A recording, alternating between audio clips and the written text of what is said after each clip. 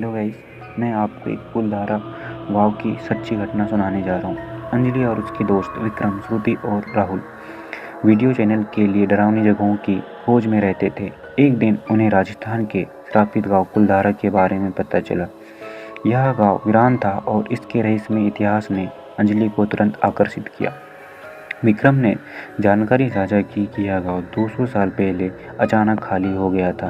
कहा जाता है कि गांव वालों ने यह श्राप दिया था कि कोई भी चैन से नहीं रह सकेगा। यह सुनकर श्रुति और राहुल थोड़े डर गए, लेकिन अंजलि ने उन्हें समझाया कि यह उनके चैनल के लिए एक अनोखा और डरावना वीडियो बनाने का बेहतरीन मौका है।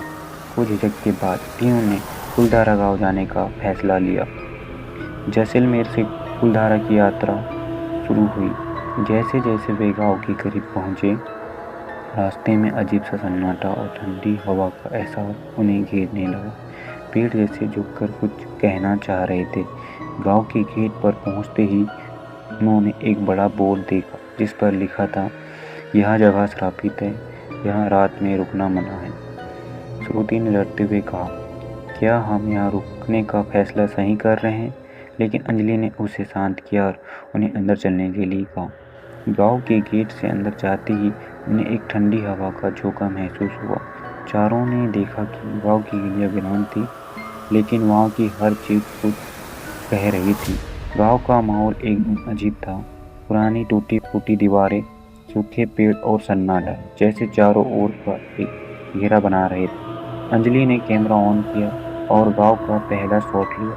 उसने कहा, दोस्तों, हम आज एक ऐसी जगह आए हैं जहां कदम रखने से पहले हर किसी के रोंगटे खड़े हो जाते हैं, लेकिन यह यात्रा उनके लिए सुरक्षित रहेगी या वे इस श्राप का हिस्सा बन जाएंगे। गांव में कदम रखते ही चारों ने महसूस किया कि यहाँ का माहौल अलग था। जैसे जैसे रात करीब आई, हवा में एक डरावना एहसास बढ़ने लगा। अंजलि ने कैमरे के साथ गांव के अंदरूनी हिस्सों की शूटिंग की। श्रुति ने एक टूटी हुई खिड़की की ओर इशारा करते हुए कहा, मुझे ऐसा लग रहा है कि कोई हमें देख रहा है। विक्रम ने उसका मजाक में उड़ा दिया और कहा, यह सिर्फ तुम्हारी कल्पना है। उन्होंने गांव के बीच बने एक पुराने कुएं के पास अपना कैमरा सेट किया। अचानक कैमरे की स्क्रीन पर एक हल्की परछाई उभरी, लेकिन जब अंजलि ने पीछे मुड़ के देखा तो वहाँ कुछ नहीं था। राहुल ने कहा, यह जगह सच में अजीब है, हमें सावधान रहना चाहिए। तभी श्रुति ने गांव के मंदिर की ओर इशारा किया। वे सभी मंदिर के पास गए, जो गांव का सबसे बड़ा और रहस्यमय हिस्सा था। मंदिर के पास पहुंचते ही उन्हें एक अजीब सी गंध महसूस हुई। जैसे ही उन्होंने मंदिर के अंदर कदम रखा, हवा और ठंडी हो गई। अंदर की दीवारें पर पुराने समय के चित्र बने हुए थे, लेकिन वो इतने धुंधले थे कि कुछ समझ नहीं आ रहा था। श्रुति ने कैमरे के जरिए दीवारों को रिकॉर्ड करना शुरू किया। तभी दीवार पर एक अजीब निशान उभरा, जैसे कि हाथ का गीला निशान। विक्रम ने कहा, यह सब कैसे हो सकता है? यह कोई नहीं है। तभी मंदिर के अंदर से एक हल्की फुसफुसाहट सुनाई दी। राहुल ने घबराते हुए कहा, हमें वापस चलना चाहिए, यहाँ जगह सच में डरावनी है। लेकिन अंजलि ने कहा, हम सभी वापस नहीं जा सकते, हमें अपने चैनल के लिए पूरा वीडियो शूट करना है।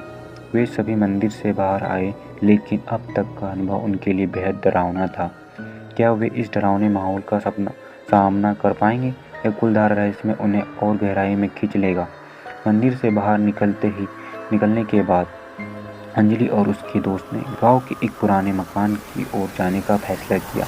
मकान टूटा फूटा था, लेकिन अंदर जाने पर ऐसा लग रहा था जैसे वह हाल में कोई रुका हो। श्रुति ने डरते हुए कहा, क्या यह संभव है कि यह कोई रहता हो? राहुल ने उसका मजाक उड़ाते हुए कहा, यह जगह वीरान है, यहाँ कौन रहेगा?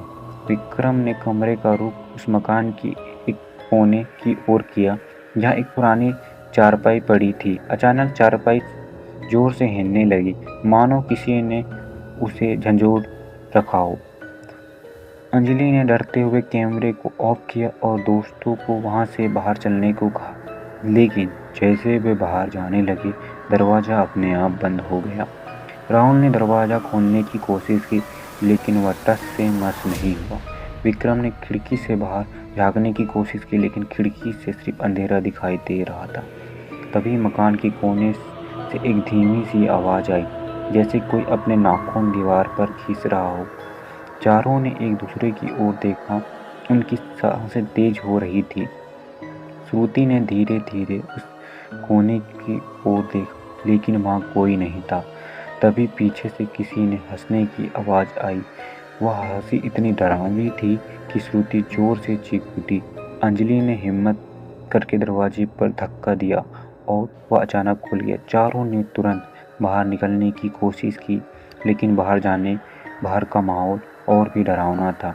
गांव की हर गली अब एक गहरी सुरंग पैदा कर रही थी। हर तरफ से अजीब सी फुसफुसाहटें सुनाई दे रही थी। ऐसा लग रहा था कि गांव ने उन्हें घेर लिया है।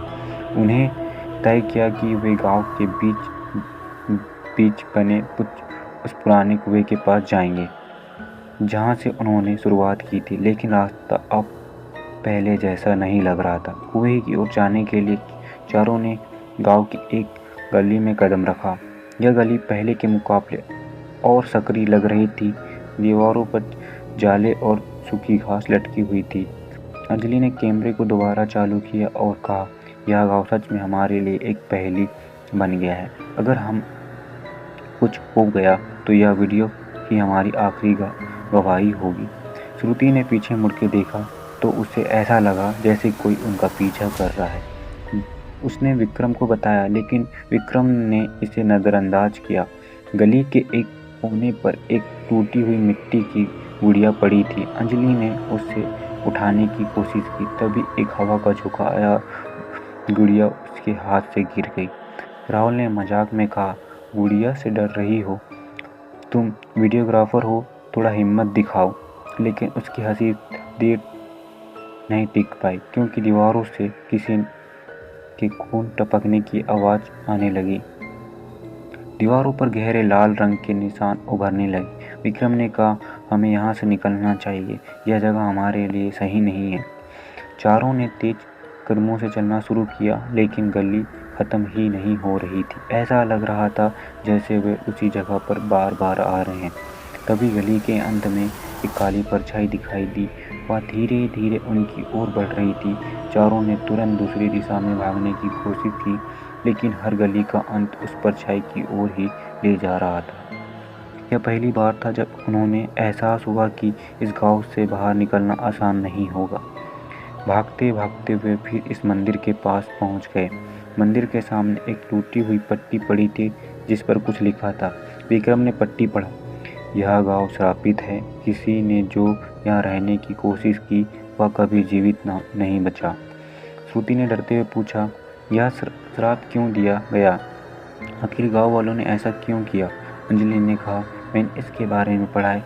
राजा ने इस गांव की एक लड़की को ज़बरदस्ती अपने महल में ले जाने की कोशिश की थी, लेकिन गांव वालों ने अपनी इज्जत बचाने के लिए पूरी रात में गांव खाली कर दिया और जाते जाते श्राप दिया कि यहाँ कोई चैन से नहीं रह पाएगा। राहुल ने कहा, अगर यह सब सच है तो हमें यहाँ से तुरंत निकलना चाहिए। लेकिन तभी हवा में एक अजीब सी सरसराहट होने लगी। ऐसा लग रहा था जैसे कोई उनको चारों ओर घूम रहा हो। मंदिर के पास खड़े हुए चारों को ऐसा महसूस हुआ रहा था जैसे उन्हें कोई देख रहा हो। विक्रम ने आसपास देखा, लेकिन वहाँ कोई नहीं था। अचानक मंदिर की घंटी अपने आप बजने लगी। आवाज़ इतनी तेज थी कि उन्हें कानों में गूंजने लगी। राहुल ने कहा, यह घंटी कौन बजा रहा है? यहाँ तो कोई भी नहीं है। श्रुति ने ध्यान दिया कि मंदिर के दरवाजे के पीछे एक अजीब सी परछाई है। उसने बाकी सबको इशारा किया। सभी ने ध्यान से देखा, लेकिन जब ये उस तरफ बढ़े, परछाई गायब हो गई। अंजलि ने कहा, हमें कैमरे को चालू रखना चाहिए, जो भी हो रहा है उसे रिकॉर्ड करना ज़रूरी है। उन्होंने कैमरा चालू किया और मंदिर के अंदर झांकने लगे। मंदिर के अंदर एक कोने में पुरानी मूर्तियां रखी थी।